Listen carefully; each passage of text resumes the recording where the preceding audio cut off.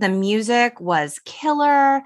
These people were cool and they had cool dreams. Yeah, they like lived in a cool apartment building in a cool city. They wore cool clothes, like they did cool stuff. They drank a lot of coffee. I mean, what's not to love?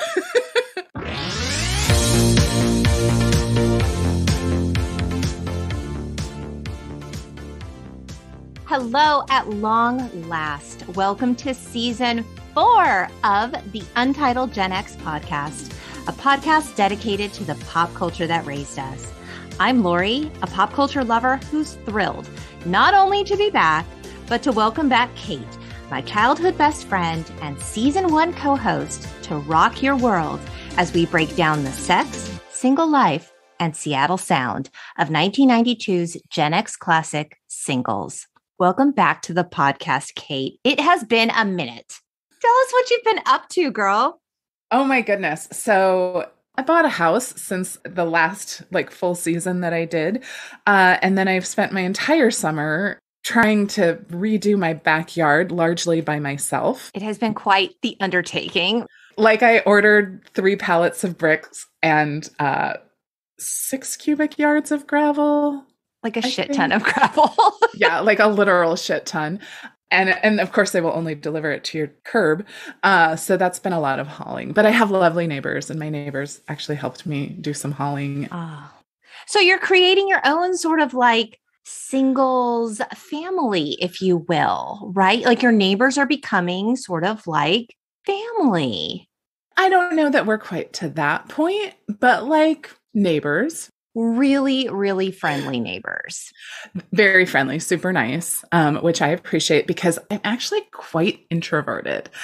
I have not really ever known my neighbors. My other best friend always knows her neighbors. Wherever she lives, she's best buddies with her neighbors. And I'm like, how does that happen? I keep to myself. I don't really know our neighbors. We've been in this house 15 years and my husband knows everybody. He's become the friendly one, which who would have thought? You've known my husband a long time. It's interesting. Right. Speaking of introverts. Yeah, he was always the introvert, but now I am becoming the introvert and I don't really know my neighbors, but I love this idea of living in a complex and having neighbors like family. When I was 19, I lived in Madison, Wisconsin. I had sublet an apartment for the summer, and then my sublet ended and I didn't have a plan of what I was going to do. Well, my very good friend had a studio apartment in this apartment building. It was an old house that had been converted into 4 apartments. And she and her boyfriend decided to move upstairs to live together. And so I rented their apartment. They lived upstairs. And then Dave and Heather, who were the people down the hall, so we would sometimes leave our doors open and my cats would go one place and somebody's dog would come visit me. And yeah, it was very cool. I love that idea so much. Okay. This movie, Singles. I know you know it. I know you love it. Yes. Tell me about your history with this film. So, I don't remember when I first watched Singles. In fact, as I was watching it last night, I was like, what year did this come out? How old was I? So I would have been 16. Mm-hmm. And it is kind of funny because as I was rewatching it, I was like, I'm enjoying myself, but it's not feeling the way it used to feel to me. But I think it's because that was very much the kind of life I aspired to as a young person. Right. So it was watching the life that I wanted. And so I think it always sort of felt to me it was the next step up from Reality Bites, right? You sort of start out with Reality Bites and then you move on to Singles. Yes, that makes perfect sense. Trendy progressive towns. As a true Gen Xer. Right. So I think that in some sense, when I watched that, Kira Sedgwick, which who doesn't love her? She was so adorable. Felt a little bit like a role model to me. Okay. So yeah, so I was super into it. And also, Eddie Vedder in this movie is a beautiful, beautiful man. He's a beautiful man always.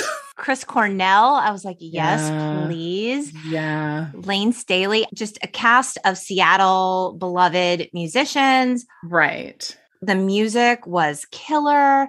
These people were cool and they had cool jobs and they had cool dreams. Yeah, they like lived in a cool apartment building in a cool city. They wore cool clothes, like they did cool stuff. They drank a lot of coffee. I mean, what's not to love? Right. I think there were some people who watched Melrose Place and like aspired to that kind of life. I did not. That was not my vibe, but like this was like my Melrose Place. Right. So, well, as you know, Singles was written and directed by our beloved Cameron Crowe, yes, who wrote Fast Times and Say Anything, which he also directed. I covered both of those things in season 2. Actually, I did Say Anything with your brother, Pat. Oh, right. Yeah. Right. Say Anything. Now that movie holds up. I just have to say, I love that movie still. 100%. Yeah. So he's written and directed so many of our favorite films. Oh, Almost Famous. Yeah. Yes. Almost Famous. Thank you. Jerry Maguire, Elizabethtown, which I truly adore. This film was released on September 18th, 1992. But did you know the idea for this film was originally scheduled for production way back in 1984, and it was set to take place in Phoenix, Arizona. Would have been a very different film. Just imagine the bangs. Imagine the bangs. Oh, man. And in Phoenix, like, I don't know what the scene was in Phoenix. I'm sure there was one. But the project ended up getting delayed because Cameron had some sort of like box office flop, which just kind of put the whole thing on ice, you know, as it happens. And then once he got back up and running with the idea, he wanted to shift the location to Seattle. Once he saw the way the music scene came together following the death of Andy Wood, the lead singer of Mother Love Bone in 1990. So now it's going to be a film about Seattle. Right. Crowe told Rolling Stone, so that was the beginning of Singles. It was a chance to show what it's like when you have a city that you love and a group of friends who have become your family. There's a sense of family that disparate, single people bring to each other, being in a city that they didn't want to leave. Plus, my idea at the time was to keep doing stories that aged as I aged up. Singles was stage 2, whereas Fast Times was high school. Now it's going out in the world after you leave home. Yeah. And I think that I was like right at the right age. You know, I was in high school. I was looking towards my future. And yeah, I did move to a cool city that I loved. And I had friends that were very much like family. And so in a way I had, you know, I did have some of those things. And I did live in an apartment building where I was friends with my neighbors. So goals achieved at such a young age. Look at you. Just all downhill from there. Filming began on March 11th, 1991 and ended May 24th. I mean, 2.5 months. Wow. That was fast. Yeah, really, really fast. So the budget on this film was $9 million and the box office reached 18.5. Should we get into the plot? Yes, let's do that. All right. So we open on like scenes of Seattle. Right. Seattle looks like a really cool town. I have to say, I have never been there. It rains a lot. Don't really like rain. Okay. Do you want to know what's worse than you having never been there? Oh my God, you haven't been there? You've been everywhere. No. You live in the Pacific Northwest. I know. Oh my God. I didn't know this about you. I've never been to Seattle. I'll go with you. Yeah, come visit me and we'll go to Seattle. Okay. It's a date. Okay. Okay, so we see Linda in her perfect curls, played by Kira Sedgwick. Of course, her hair is the star of this film. Yeah, she's got good hair. Really good hair. So she's talking to the camera as she stands proudly in front of her duplex. And she's talking about how happy she is to be living alone for the first time. And she's also super, super stoked to have a garage with a clicker. So it's peak adult, Cate. Her own parking space, which, let me tell you, there are a few things that are more valuable than your own parking space. Was there something, you know, when you were first starting out on your own that made you feel so oddly proud? Peak adult. when you were a young person? Was there like a thing? So I started to adult much sooner than most of my friends because I moved out like within a month of turning 18. I don't think so because I think I felt very overwhelmed by adulting. Like it's not like I moved out into a dorm. Like I moved out on my own. Right. I mean, in a weird way, I think like, this is so dumb.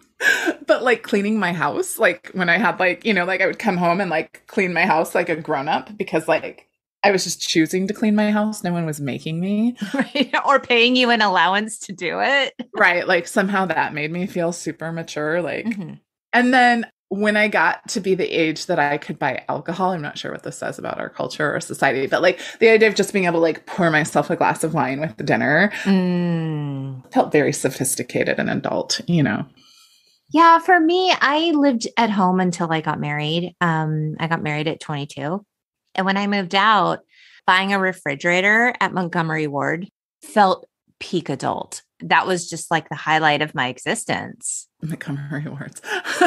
Okay, I have to share something with our listeners, though, because if you are not from California, you may not know this very particularly odd quirk of being a renter in California, which is that you have to provide your own fridge. Oh, that's not like a thing everywhere? That's all. No, I've only ever lived in California. No other place I've ever lived, and I've lived a lot of places, do you have to bring your own appliance. Every other place, I have lived in some places where there were washer dryer hookups, but not a washer and dryer. But never other than California. And when I first moved away from California and I would go look at apartments and I'd be like, does the fridge come with it? And people would look at me like I was dumb. I see. Like, of course the fridge comes with it. What are you going to do? Move your fridge from apartment to apartment? And I was like, in California, yes. Yes. So this is why buying a fridge was something that Lori did when she was first an adult, because you were not yet a homeowner. No. So that was very exciting for me. But Linda, she's a professional. She works for the Seattle Environmental Council. And one day while she's out, looking at little doggies in the window, she meets Louise, a handsome and charming international student from Spain. She is instantly smitten because, of course, and they begin dating. They have this like great little love affair, and he tells her that he has to go back to Spain before his visa expires. But he assures her that she is his reason to return. And he gives her a ring as a symbol of their future.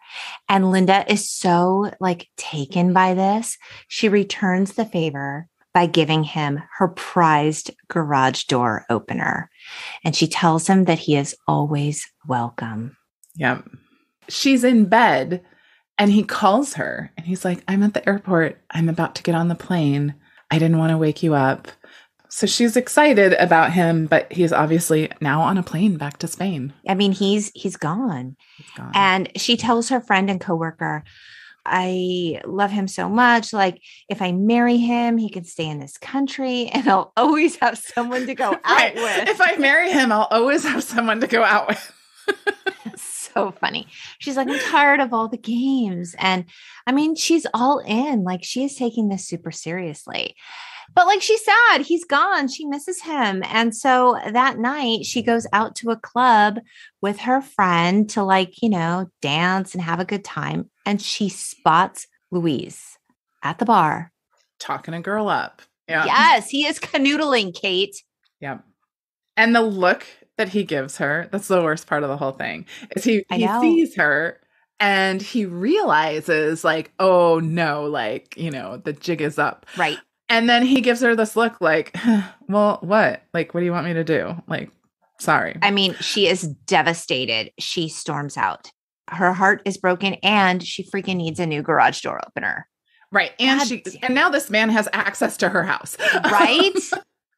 But I have to say, she was a bit impulsive. She was clearly I mean, she meets this random dude. And I'm not saying he didn't manipulate her because wow, did he. But I'm just much more cautious. I would never jump into something. And I have jumped into things before, but not like that. Okay, but even at that age, like how old do you think Linda is? 24? 24, 25, because Janet is 23. But so like at that age, I mean, I don't know, he gave her a ring. He was very convincing. They knew each other for like less than a week. Is that true? Did we ever get a timestamp on that? He says something like his visa expires in like a week or 5 days or something like that. So there's no possible way that they've spent very much time together. Right. And she's like ready to marry him, which, I'm not saying that I haven't had fanciful thoughts about somebody that I just met, but like, I just would never get quite that emotionally invested that early. It was quick. And I mean, this is when we get the title card. Have fun, stay single. We're now outside of the apartment complex with a sign that reads singles, 18 units, no vacancy. We're taken inside the kitchen of one of these apartments where we meet Steve, played by Campbell Scott. He tells the audience a little about his like recent complicated breakup.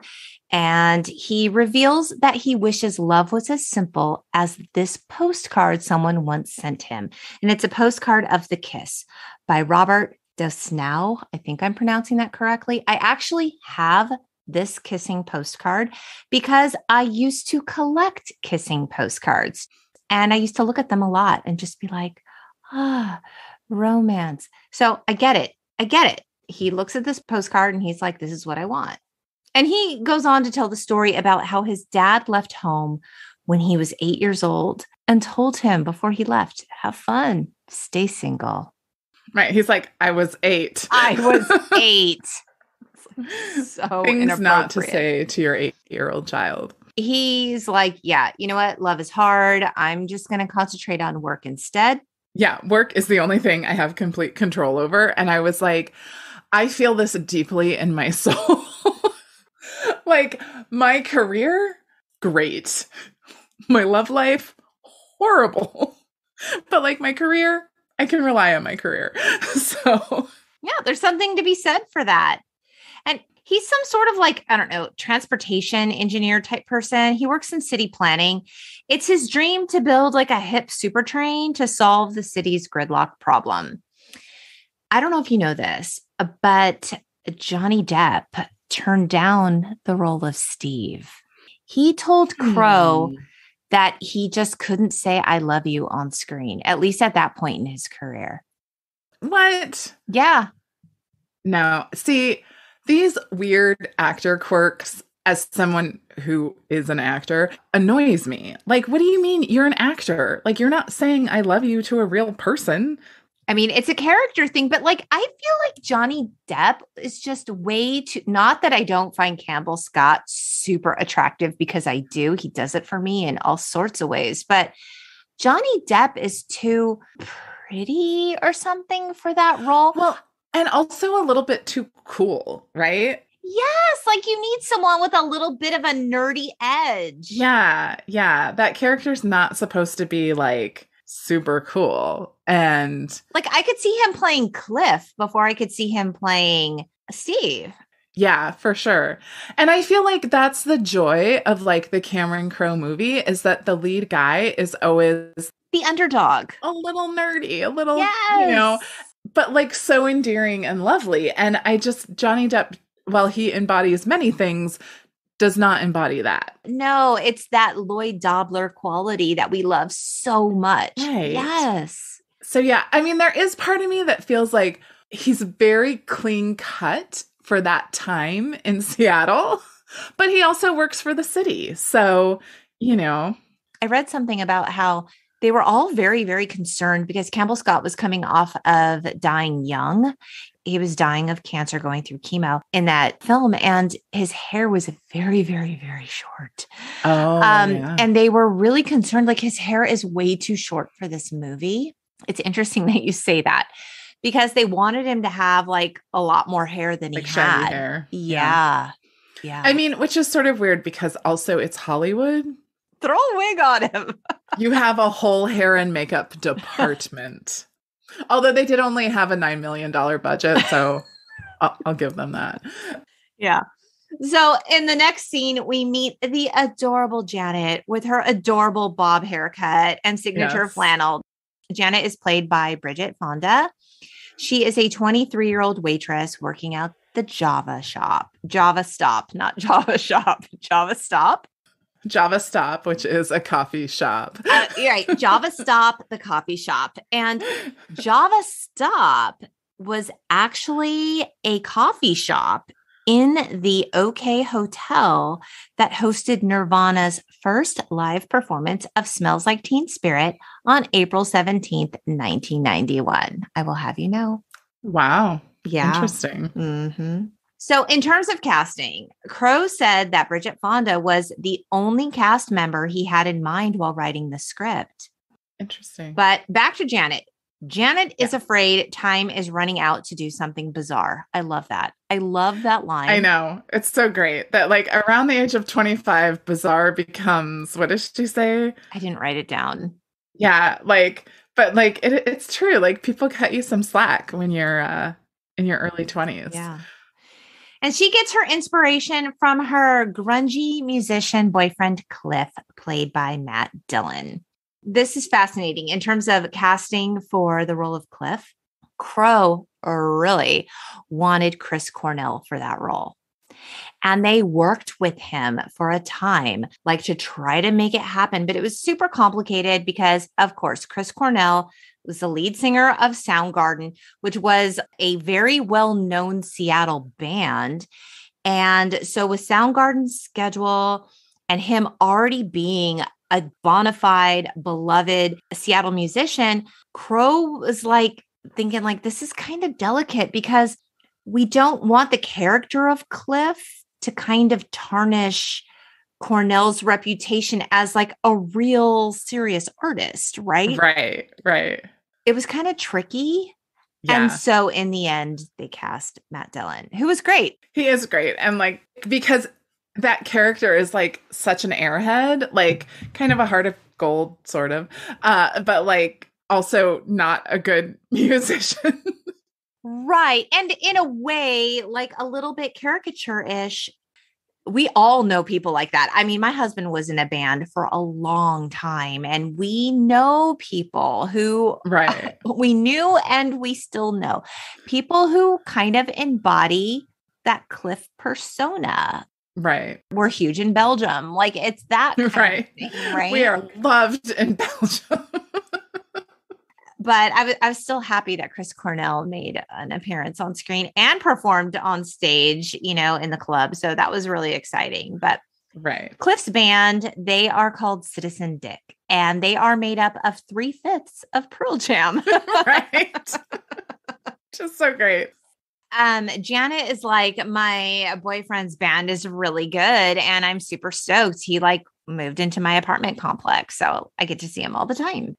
Is he really her boyfriend, or does she just think he's her boyfriend? Oh, that is a most excellent question, because I think it's exactly what you're saying.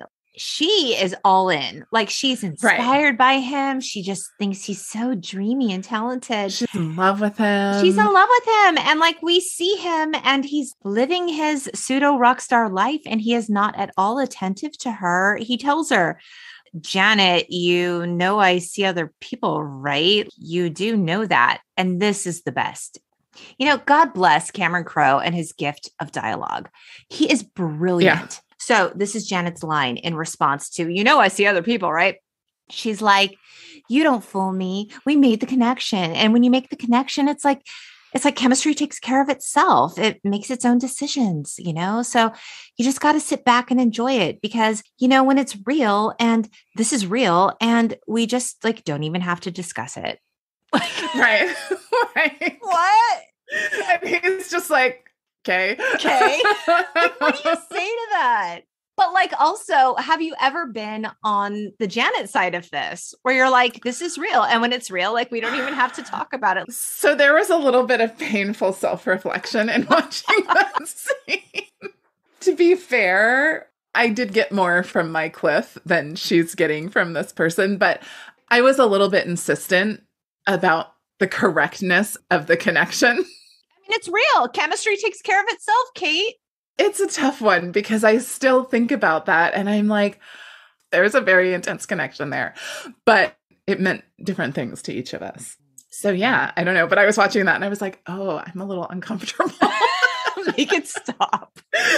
I don't remember this part from when I was 16. Because you hadn't experienced that yet in your life. 30 years later, I'm like, note to self. It's different. It's different. We cut to Steve on his way to a club. He asks the talking mime for directions. Do you know who the mime is? No. Eric Stoltz. What? Yes. I love me some Eric Stoltz. I know you do. Oh, yeah. Okay. I can see this now. Because like wait, what movie am I thinking of that he was in? Say Anything? Yeah. Yeah. Mm-hmm. Yeah. So another Crow classic. Because I'm thinking Eric Stoltz from like Some Kind of Wonderful. But no, but like the guy house and the party. Mm-hmm. The key master. That's like that. The Eric Stoltz that I'm thinking of. Okay, yeah, yeah. Speaking of Some Kind of Wonderful, we do have plans, fingers crossed, schedules permitting, to cover it this season. Just FYI, you guys. It's like Cate's favorite movie. I love that movie so much. I know you do. I know you do. So much. So, okay, we're at the club. We're finally there. There's a live band. Hello, Alice in Chains. Across the crowded club, Steve clocks Linda. They make eye contact across a crowded room and he approaches her and she's like, yeah, thanks. No, thanks. Like she's not into it. Her heart is broken. Like she is not open. Right. Well, and to be fair, he approaches her with like his line. I bought it. Oh no, I love her response because he's like, me and my friend are having this argument that like, you have to like have an act. And like, I think that's ridiculous. And I thought to myself, A, I could have an act. B, I could be myself. Wait, what does he say? I can't remember. C, I could like do whatever. He's like, so I decided to do C. And she's like, A, you have an act. And B, not having an act is your act. Not having an act is your act. Which is so great because it's so true. It's so true. I still bought it. I find him charming and delightful with that little bit of that nerdiness that I like so much. Yeah. Yeah. But I don't blame her for being, but she also liked him, but was like, yeah, no, you're going to have to try harder than that. So we cut to Cliff being interviewed by a reporter. He said their band is bigger than the Seattle Sound, Cate. And of course, they're huge in Europe and Belgium loves them. And he can't explain what his song, Touch Me, I'm Dick, is about. Yeah. He's like, it means like, but then I think a lot of people think it means like, my name is Dick and I want you to touch me. But, it could mean both things. It's deep. So many levels. So many levels. Such a philosopher. Right. Yes. At the end of the night, Steve bumps into Linda again at a magazine rack. Oh, magazines, remember? And maybe these two kids have a shot. They start talking. It looks like something could happen. Right. We then meet Debbie, a resident of the complex. She's my least favorite, by the way.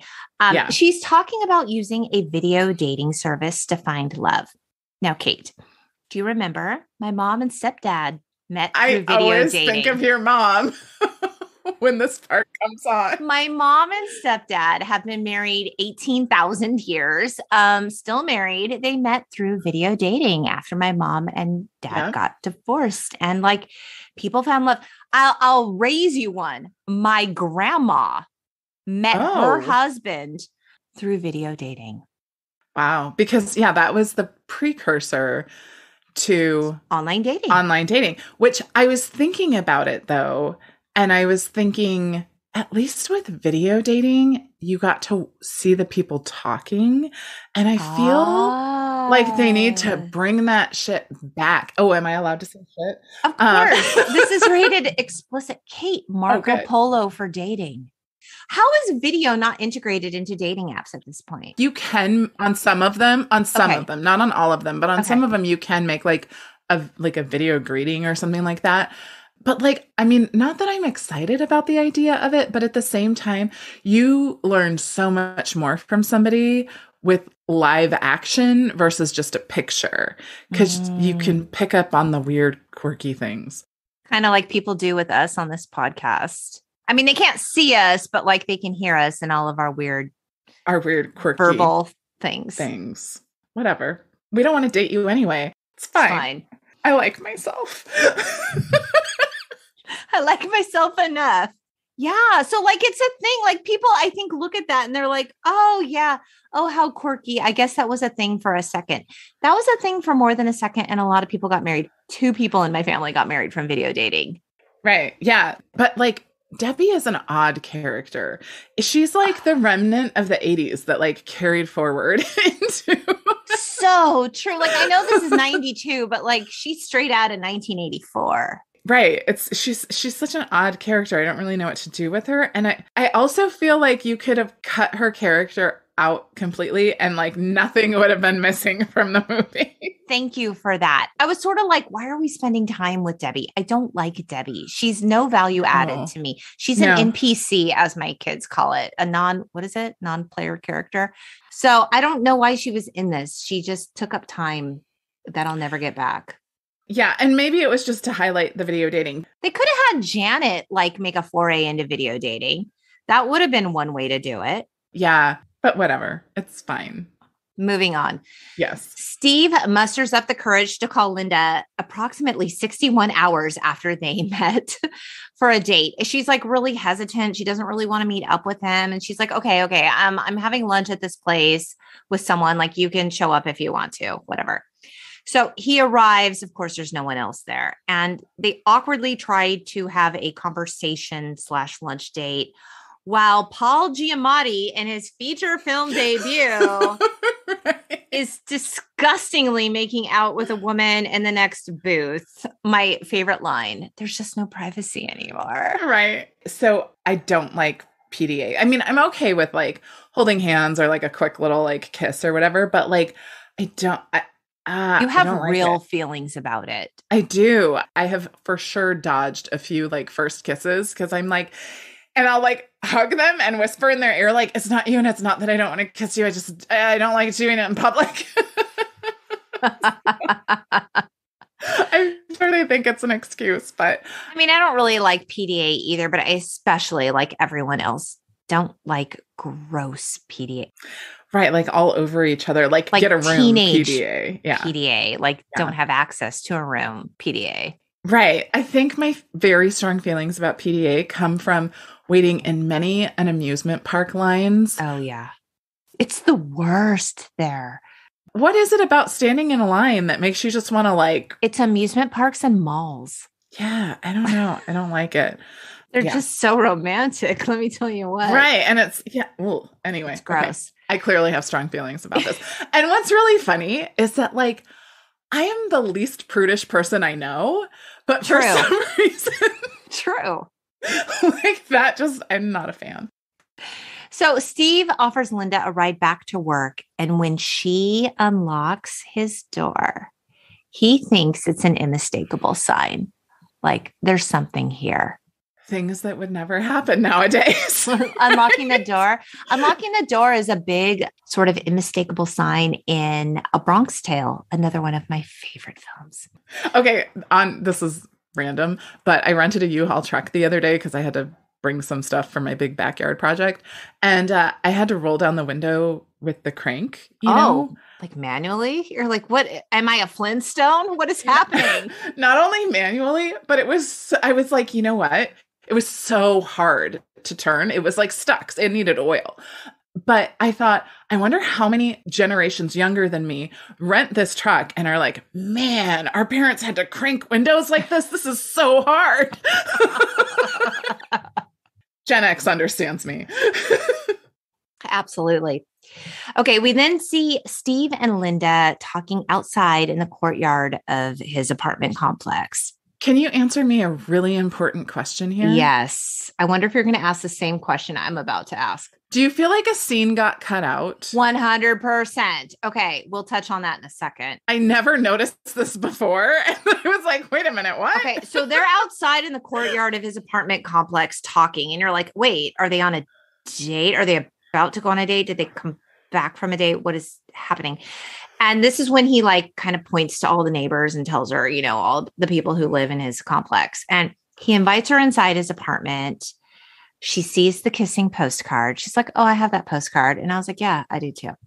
So they listen to records. They talk. Linda reveals her dating history. They have what friends call the night, right? Where you just spend like the whole night talking and you make your deep connection. So just when they're about to kiss, she's like, my laundry.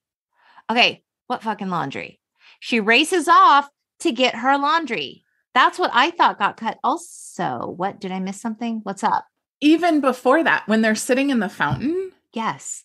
Which, by the way, fun fact, made of styrofoam. That is funny. Go ahead. He says something like about her clothes, about her laundry, like that it's dry or to put it in the dryer or something like that. I missed and they that. visited again. But also, why? Like, what is the explanation for why she's doing laundry at his house? Like, did she spill something on herself? I mean, she has a garage. One would imagine she probably has a washer and a dryer. Something happened where she needed laundry services and he could oblige. And I don't understand. And they never explain it. No. And I was just like, how did I miss this before? This is so weird. And I'm like, if you needed to cut some scenes from Singles for time to explain this laundry through hole, which I think we deserve to know. Right. Cut out stupid Debbie. We hate her. Yeah, I don't understand what happened, but it was enough of an excuse for her to dodge the kiss, which was a really important point, right? Right. Because it's the lead up to everything that happens after. So at the end of the night, you know, he takes that cue. He shakes her hand goodbye. They make loose plans to see each other again. Right. Although she says, I'll call you. And he goes, don't forget, all right? Aww.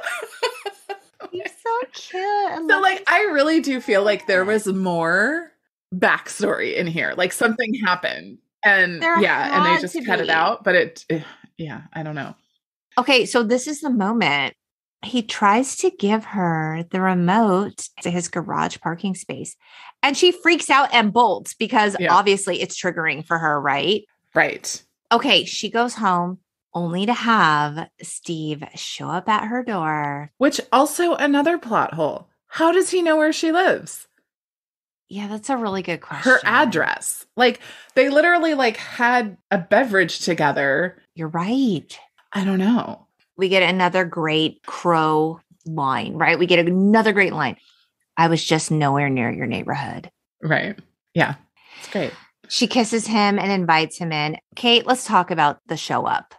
It's a move. I found that so romantic. I was just nowhere near your neighborhood. Oh my God. Yes. I think I've said this before on the podcast. The same action by a person you're very into reads one way, then that same action by a person you're really not into. Okay. You said this also in The Sleepless in Seattle. Hence the Seattle connection. These things only happen in Seattle. I was just nowhere near your neighborhood from someone you're not into. Okay. Call the cops. I'm officially scared. So far as everyone knows, you never gave your address to. Right? Oh my God, so scary, right? Right. But somebody you're into, you're like, okay. Right. I mean, she was into it. She kisses him. She invites him in. If you're going to do something like that, you better know which person you are before you do it. Key takeaway. Yes. It's bold or it's creepy. You only want to do it when it's bold. Absolutely.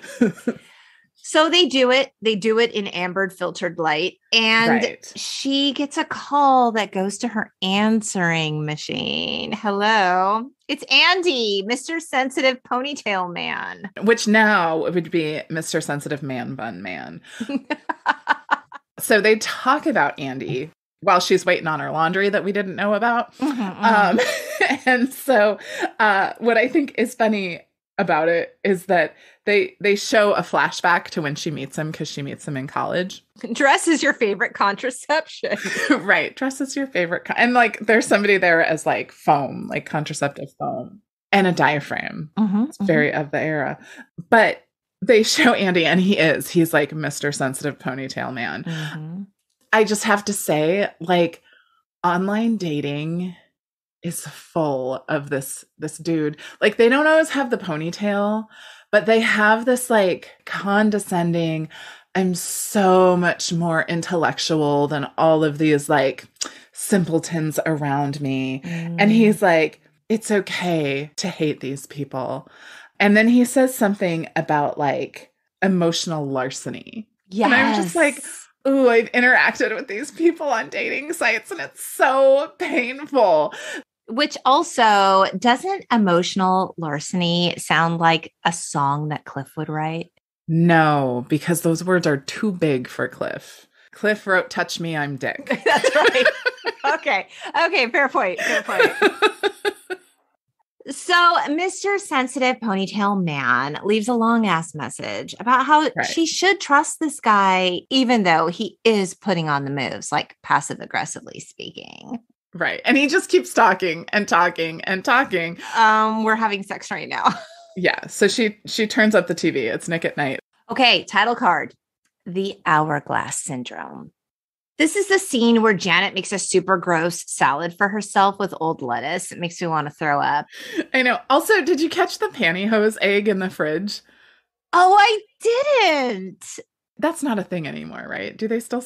I mean, I know that people don't really wear pantyhose anymore. You can buy them. Do they still come in eggs? I don't think they come in eggs anymore. Legs pantyhose came in eggs. It literally just clicked in my head that like it was an L and then an apostrophe eggs. I literally never put together that like eggs, legs. I completely missed that marketing. It's not very good. Yeah, like what does an egg have to do with pantyhose? An apostrophe makes it classy, Cate. Now it's legs. It makes it French seeming. Very Parisian. Was it just like novel packaging? Yes. Yeah. Like, did it provide a benefit over the kind that came? No. I'm rewatching Mad Men right now. No, it did not. It was marketing. Yes. I am now a marketing professional. Yes. So Janet has a voiceover that's like working through her feelings about Cliff, right? Like, I'm not going to call him. Okay, wait, I'll call him in 10 minutes. Wait, if I make this basket, then I'll call him. Oh, wait. That's 2 out of 3. Wait, did making the basket mean I call him or I don't call him? Little fate, like universe games that we play with ourselves. Yes. And so we find out later that Janet and Steve used to date, but now they're just great friends. At Cliff's bachelor pad, we see his walls plastered with pictures of big booby mamas everywhere, big breasted women. And Janet's looking around and she's like, oh, I've got small, modest breasts. And like, am I enough woman for Cliff, my big rock star boyfriend? And she asks him, are my breasts too small for you? This, by the way, is like a huge trick question, right? Like, let's just call it what it is. Like, there's no way. I feel sorry for men who get questions like this because we have all asked these questions as women and we act like we're cool no matter what the answer is. But the reality of it is, I just like, want to know. I don't care. It's fine. Just, you could be honest. It's cool. There's no winning. Well, and she tells them, and don't lie because your eye twitches when you lie, and I can tell. True. So, like, either you have to lie really believably. Mm-hmm. It has to be your truth. If it's not your truth and you're going to be honest, that's not going to land well. It's a lose-lose. I think we can all agree. And he answers her, like, sometimes. Which it like pains him for a while. Like, I don't know what to say. And then he says, sometimes. I know, especially in my younger years, I have asked questions like this to which there is no real good answer. I think I want a lie. I think I want a very convincing lie. Right. Now I'm smart enough and I've been married long enough to know I'm not going to ask a question I don't want the answer to. Because my husband is always honest. And sometimes I love it and sometimes I don't love it. But I know I'm always going to get honesty. So if I don't want the answer, I'm not asking it. Right. Yeah. And I mean, why would you ask that? I don't know. I don't know. Because you're young. And when you're young, you do that. Like, I think that's right. I forgot about the youth part. Right. Because now I'm like, what? Like, if somebody doesn't like your boobs, don't be in a relationship with them. But like, I probably wouldn't have had that perspective when I was 23. Right. Right. On the flip side, I'm not trying to be like super gendered in this, but I guess I am. I don't know that men go around asking these kinds of questions to women because I don't know that they would want the answer. Right. I think that I have never had a man ask me, like, how's my size? Right. Janet decides to make an appointment with a plastic surgeon played by Bill Pullman. Yes. To talk about breast augmentation. And the two of them go back and forth and have really big differences of opinion as to what size would fit her frame best. And she wants to go super, super crazy anime big. And he wants to take it way down. And she's like, look, if you're going to have the operation, have the operation. Which in the 90s, it seemed like the trend very much with breast implants were the bigger, the better. Right. There were women with breasts that just would not occur on that frame of a body. I mean, in a million years, but like it seemed to be a very 90s aesthetic. Do you agree? Oh, yeah. To have like a really large bust and like cartoonish, a tiny waist. Yeah. Like Jessica Rabbit kind of like. Pamela Anderson build, right? Right. I mean, there's still a lot of unrealistic beauty standards, but there's so much more body diversity now that you see in media compared to that time. Like you always saw, like, and she says, like, I look around, I look at the magazines and the posters and the billboards and so. Okay. We're at a new chapter. Blues for a t-shirt. Okay. Steve tells his friends that he is all in with Linda. Linda tells her friend that she wants to trust this guy. And we find out Steve left his blue t-shirt at her place in a classic, like leave something behind move, right? Accidentally on purpose. His friends tell him, do not call her, play it cool.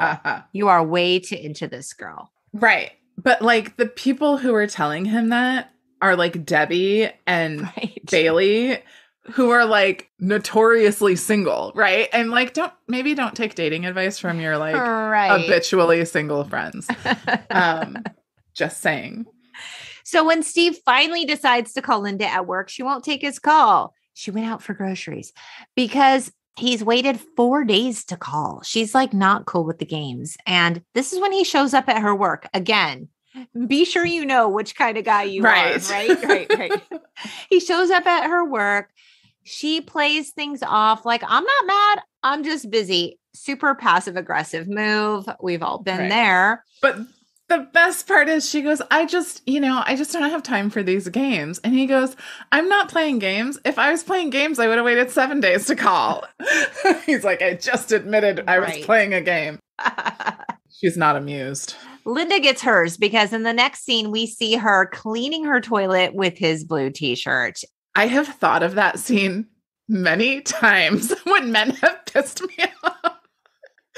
But the thing that struck me this time is that she's cleaning the toilet with the t-shirt with her bare hands. Oh. And I was like, ooh, I can't get past that right now. And it's not like she was just like cleaning the lid. Like she was in there. She was like cleaning the gross parts of the toilet. With no gloves on. It's pretty gross, Linda. Pretty gross.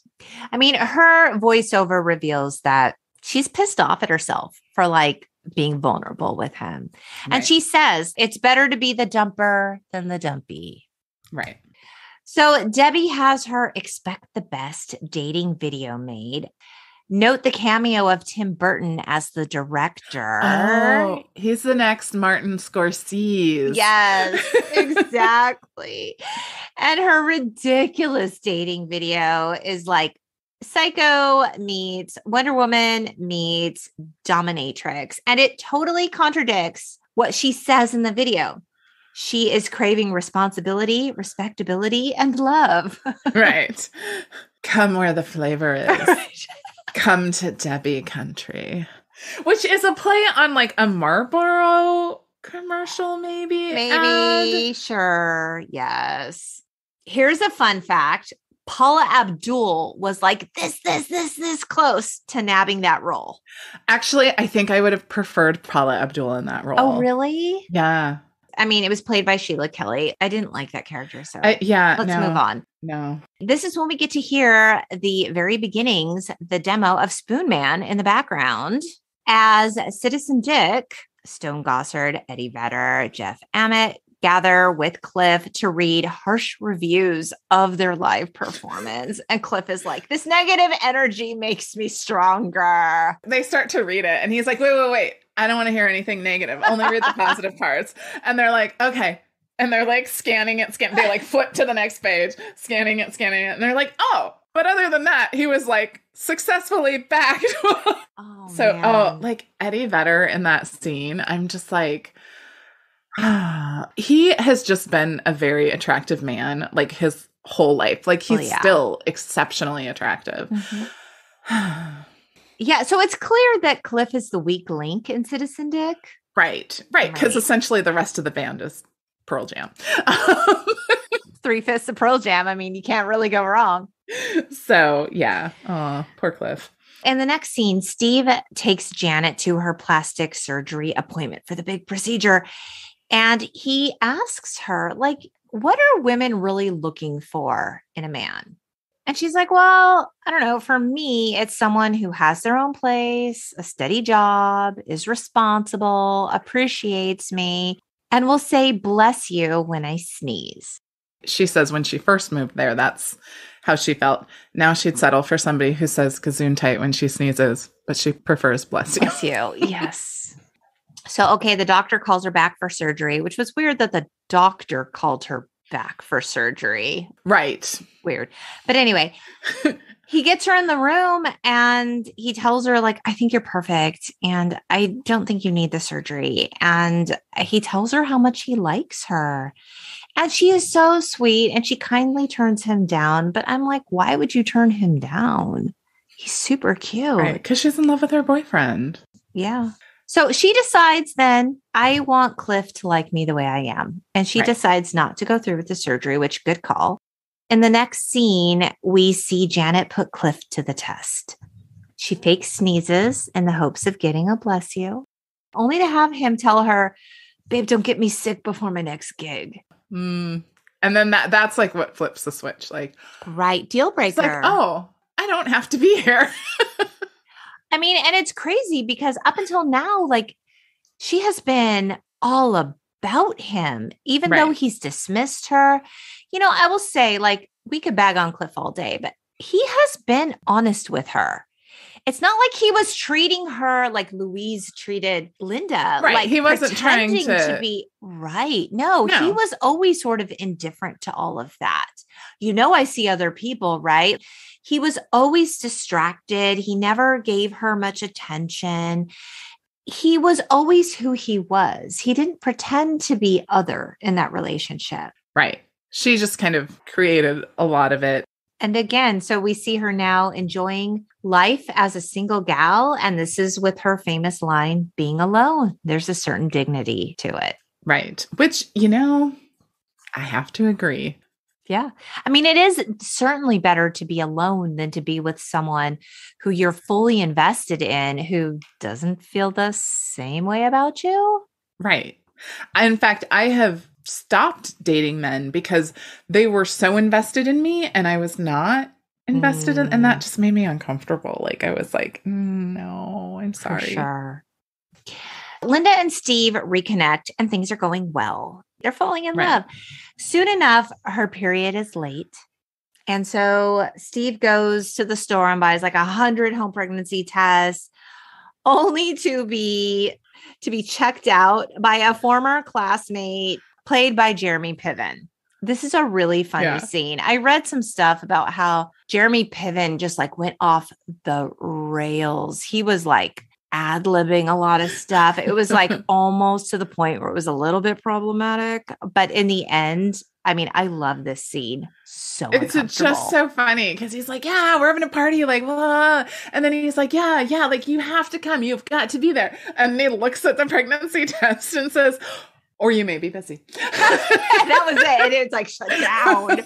It's awesome. It was so awesome. It is funny if you've ever bought a pregnancy test at the store and like there's a moment where like the cashier like kind of acknowledges like, oh. They look at you like, is this a hopeful? Is this not? Like, like where are we with this? What is the situation? Right. We see Steve and Linda get together to perform this chemistry experiment. Did you see all the contraptions for this pregnancy test? Like, were they really like that in 1992? There was a time at one of my jobs where we had to do a low sensitivity pregnancy test sometimes because most pregnancy tests are high sensitivity. And it was like that. You had to like mix like a chemistry experiment and you had to wait like 10 minutes or something to get the results. So I can only imagine that back in the day, they probably were like that. Or at least some of them were. And then it was like you could buy the really expensive newfangled EPT1, the EP on a stick. It was a full chemistry set. Probably a lot more of them were like that in the olden days. Interesting. So, okay, it turns out Linda is indeed pregnant and they don't quite know what to do next. And so they both are like, oh, I got to go. Okay. Yep. Okay. They're like, okay, busy day. See ya. Split. Yeah. So now we get the title card of Expect the Best. And this is when Debbie shows the gang several videos of potential dates from the dating service. It's so funny. So they range from like sporty to artsy, which that artsy guy was Bruce Pavitt, founder of Sub Pop Records. Like, shout out to him.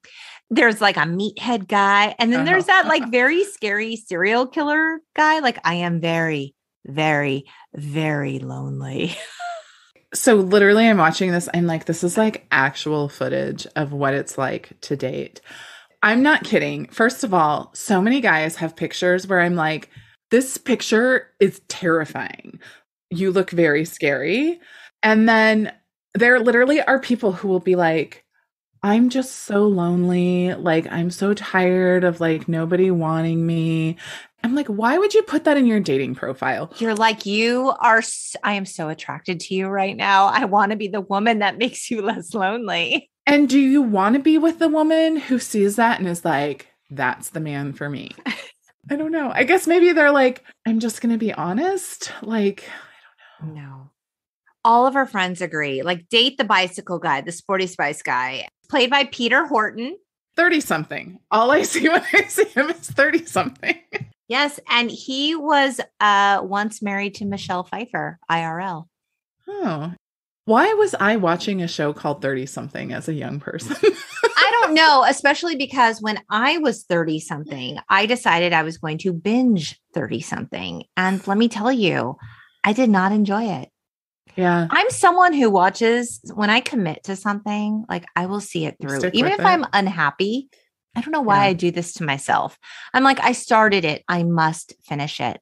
This was one of the very rare occasions that I actually stopped watching. I didn't like it. Yeah. I've never tried to go back and watch it, but don't. I'm good with that. Okay. I'm going to make this whole thing with Bicycle Guy go by real quick. Her roommate ends up knowing Bike Guy. Those two hit it off. Debbie doesn't end up with him. Bummer for her. She does go on a trip to Cabo and meets the man of her dreams. In the end, she has a happy ending. So yay for her. We won't miss you. See you never. So Steve asks Linda to marry him while she's eating a, quote, historic chili dog. Right. And after a little bit of like, I don't know, can we, should we? I don't know. She says yes. So now they're both like, we're going to give this thing a go. We're having a baby. They're in the car driving down the road, which is always a clue in a film. When they show people happy in a car, that something really bad is about to happen. It's like when somebody has a dog in a movie. Like I was thinking about this the other day. I was like, man, like every time you have a dog in a movie, like something horrible happens to the dog. Right. Anytime people are happy or in love in the car, there's about to be a really bad car accident. Yeah, it always happens. So it happens here. They get totally broadsided and it's bad. She ends up losing the baby. So obviously Linda is going through some real shit. That hospital scene was really sad. And she decides she needs some time alone. So this is a great opportunity to take that month-long research trip to Alaska for work. Before this, though, she has one of my favorite lines, which is, I have a new emotion like every 5 seconds. There are times that I go through that and I always think of that line. I'm like, yeah. It's very real. Cliff, he's missing Janet. He's trying to win her back. He does this very sweet thing by installing a ridiculous stereo into her car. And the sound is great. It's so great. It shatters all the windows in her car. Best laid plans. Linda comes back from her trip. Steve picks her up off the boat. Things are kind of awkward. They acknowledge it. They're like, yeah, it's weird. Like, we don't have to try to be back to where we were. Like, let's really be friends. And they both genuinely want it. Like, you feel it, right? Right. In the next scene, we're in a club. Soundgarden is performing. Mm-hmm. And Steve is there alone and he's drunk and he calls Linda a drunk call. Right. He's like, you belong with me. We belong together. But she never hears that. And she never hears him say, I love you. The answering machine has totally eaten the tape. So she never gets to hear this message. It's just so awful to think about an answering machine where you say something on tape and everyone around could hear it. It's, yeah. Is there no privacy anymore, Cate? Is there no privacy anymore? Right. It was weird times. Weird times. We survived it. I remember when you and I were both living in apartments and I know what you're going to say. Does it have to do with fire safety? Yes, it does. So when you live in an apartment, Cate always said, and I have said this a million times since, you're only as safe as your dumbest neighbor. As your stupidest neighbor. To be fair, I didn't make that up. Kevin and Bean made it up. Okay, Kevin and Bean of the world famous K-Rock. Okay. Yeah. So you're only as safe as your stupidest neighbor. So when you live in an apartment and you share walls and you share, a building, like and you have gas stoves, right? Like there's a certain amount of danger. Like maybe I didn't unplug the curling iron, or whatever. Maybe my house is burning down. Like right now, and I'm at work. So Cate and I have talked about this a million times, right? And I would tell her, what I do sometimes when I'm at work and like I'm worried about my house, I'll call home, and if the answering machine picks up, I'll know my house didn't burn down. Because it was a physical machine in your house. Did you ever use that trick? Oh, all the time. Especially if I was like, did I leave the coffee maker on? Did I do this? Did I leave my curling iron plugged in?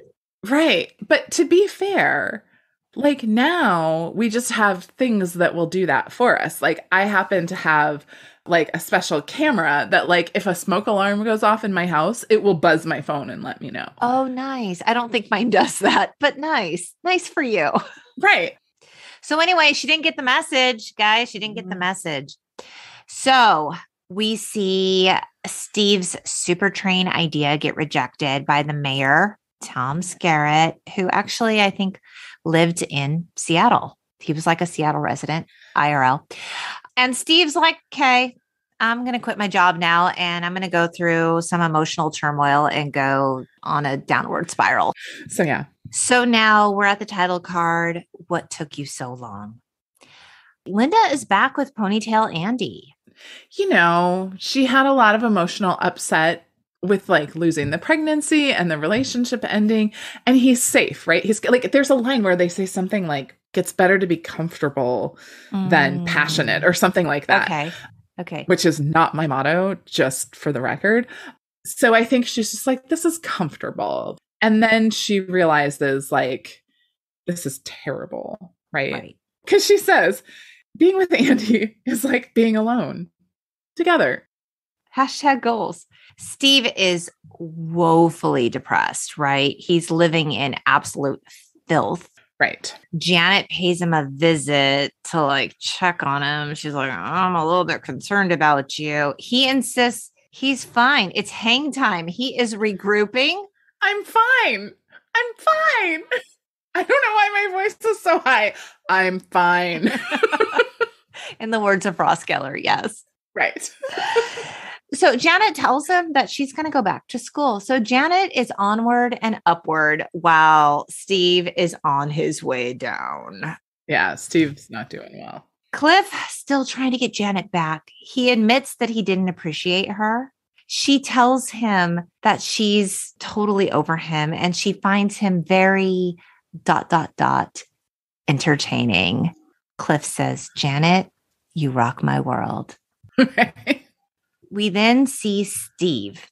He's reached rock bottom. He's now on his way back. He's waiting by the facsimile machine. Right. For some sort of reply to some job applications and stuff.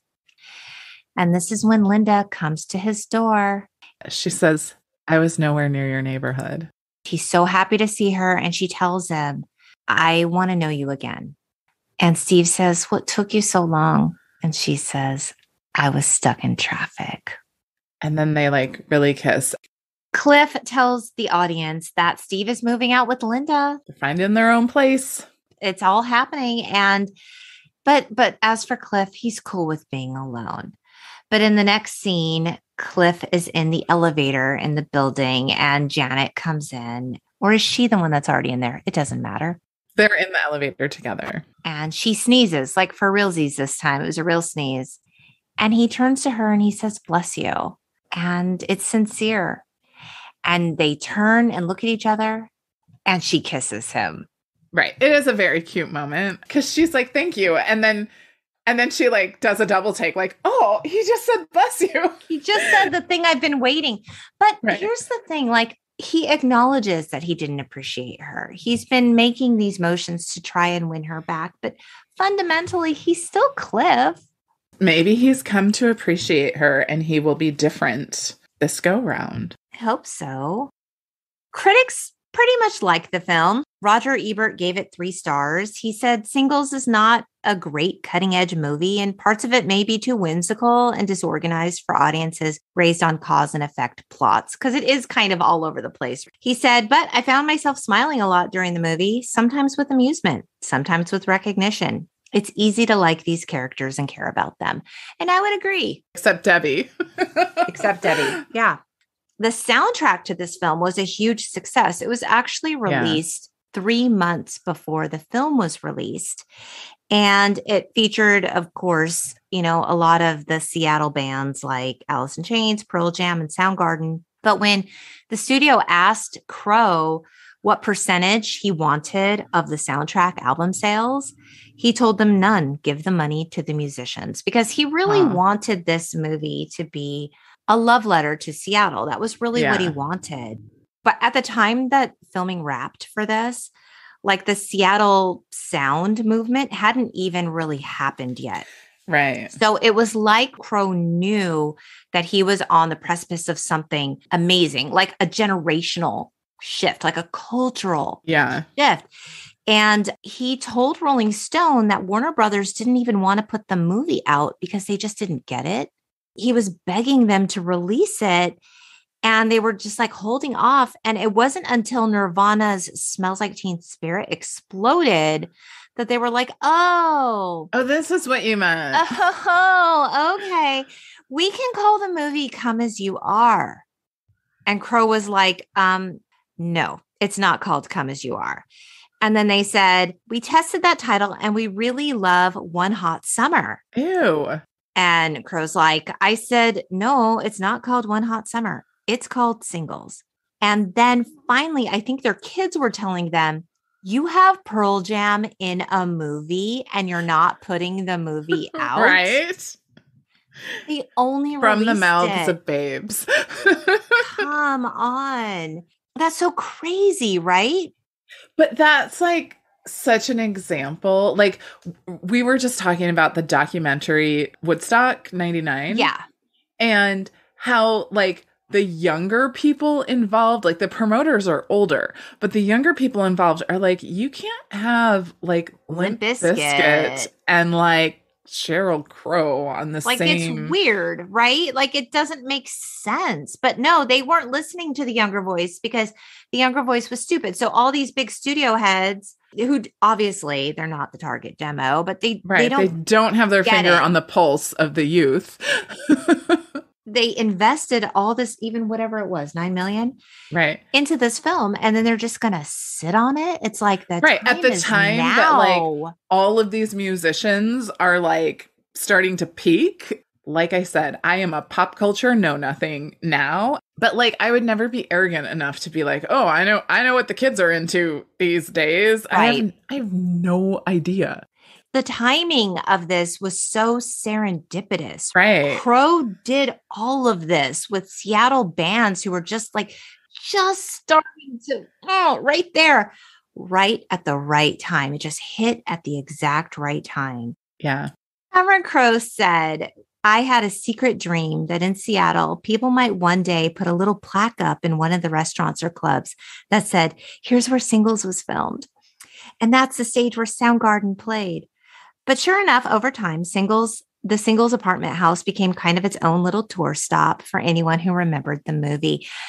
He said, like, Sleepless in Seattle has plaques all over Seattle of where it was filmed. Oh. And he really, really wanted that vibe for Singles, but it kind of just never happened. The apartment complex is a thing, but.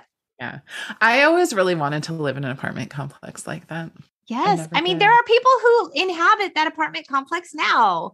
That's so cool. It's like, I live in the Singles apartments. Right. And people can come by and take pictures. Yeah. I studied abroad in London, and our apartment was right down the street from Abbey Road, the famous crosswalk. Yep. And people were so tolerant because, of course, everyone wanted the picture of like walking across the crosswalk, and cars would just wait. Like they would just wait for people to do it. I guess like if you're in a hurry, don't take Abbey Road. Our international listeners, yes. Yeah. So, okay. We did quote some Ross Geller here. We did have, a little bit of a friends talk here, but Crow got a call from Warner Brothers. Okay. Warner Brothers was the studio behind this film. Okay.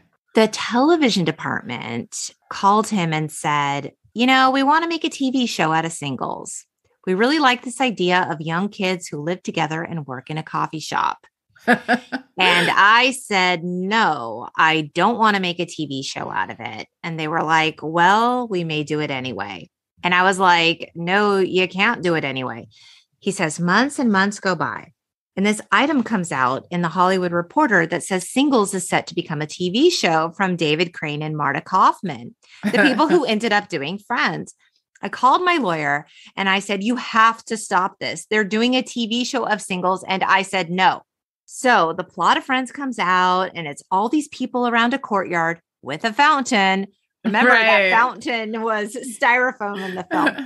And they're working in a coffee shop. Apparently they changed the pilot so that it had fewer similarities. But to this day, my mom says, you really screwed up on Friends. All you had to do was say yes. You would be living in a castle right now. And I say, I don't need to live in a castle. I'm happy with the choices that I made. But in my mind, at least, you can partially draw a line from the genesis of Friends to our little Seattle film. Oh, that's so interesting. Like, I wouldn't have made that connection. It is different. But like enough. They lived in the same building. A coffee shop, the fountain. Yeah, definitely not like much more like kind of squeaky clean, right? Like it didn't have the same grit. No, not grungy, not edgy. Right. Any final thoughts on the film? I almost feel a little sad that like it's not as like cherished to me as it once was. But I think it's because I grew up, right? Like I'm not like when I really loved it, I was on like one side of where they were. And now I'm like way on the other side of where they are. That's interesting because same with Reality Bites, but yet upon the revisit, you loved it just as much. Yeah. Why is that? Maybe, I don't know. Maybe Reality Bites had a little bit more meat to it, like there was a little bit more of a plot line through it. Could be Ethan Hawke. I felt like there were too many sort of peripheral, I can't say that word, characters. Peripheral, yeah. Didn't need Bailey. We didn't need Debbie. And I didn't feel like we got enough time with the characters. It does move really quickly. I think that's what I noticed a lot, where I was like, meh. Like, I would have liked to see a little more like plot development, which presumably was there and got cut out, and all that was left was the laundry. Because it does go really quickly, and it doesn't always make sense. Like, I had written in my notes, I think when he calls to ask her out and she keeps having excuses and he's like, water, can we go drink water? But I'm like, why did she turn him down? Like, she likes him. Why was she turning him down? Like, that didn't Because I think she had just been hurt and she just didn't even want to deal. But I felt like the only couple that we really spent significant time with were Steve and Linda, because even Cliff and Janet, they don't actually have that much screen time. They don't share that much screen time. And they're the ones on the cover of the box on the VHS. It's just, I don't know. And even like, if you look at the trajectory of like Steve and Linda's relationship, so they meet, she blows him off. They run into each other later that night. They talk, they like each other, but then like, it doesn't quite work out. Then like, they do like each other. She gets pregnant. They decide to get married. It goes at a really odd pace for me. So, yeah. And I felt like the chapterization of it made it feel disjointed to me.